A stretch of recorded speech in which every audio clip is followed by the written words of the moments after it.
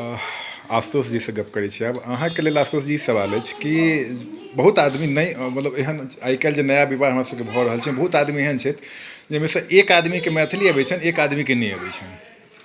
और एहिमे जे बच्चा सब नया एतै ओ बच्चा सब लग केना हमसब मैथिली रखबै और केना ओ मैथिली बजतै, एहिके लेल की सब कयल जा सकै छै और की सब एहि तरहक दंपति केना अपन बच्चाके मैथिली सिखेथिन?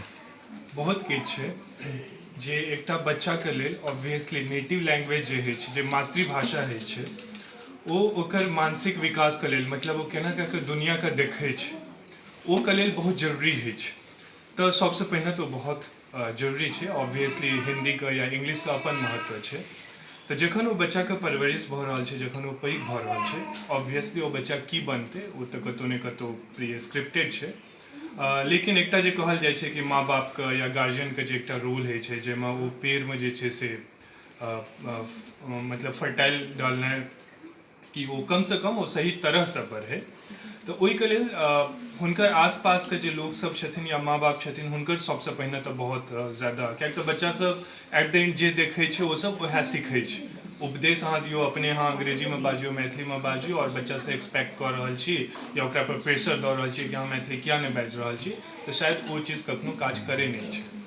हाँ, जखन मानि लिअ कि जेना अपना सब करियर ओरिएंटेड छी और मानि लिअ कि महानगरमे रहै छियै या कतहु ने कतहु भऽ जाइ छै, बहुत बेर बहुत आदमीके देखलियै जिनका अपन गाम घरसँ बहुत लगाव छै, लेकिन एकर बावजूदो ओ देखै छियै कि तरसै छथिन मैथिली बाजैके लेल या मैथिल लोकसबके या ओ तरहके जीवन जीबैके लेल।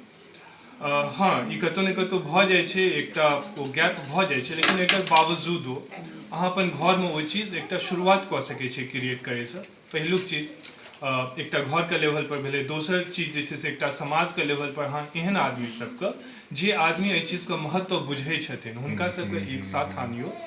ओ आदमी सब फेर एहन आदमी सब जे चाहै तऽ छथिन लेकिन कऽ नहि पाबै छथिन, कतहु ने कतहु हुनका एकटा पुश कऽ सकै छथिन। एना एना कए कऽ अपन समाजसँ दूर एकटा दोसर समाज बनायल जा सकै छै जे एहि मातृभाषाके और एकर प्रयोगके जे छै से महत्व बुझतै।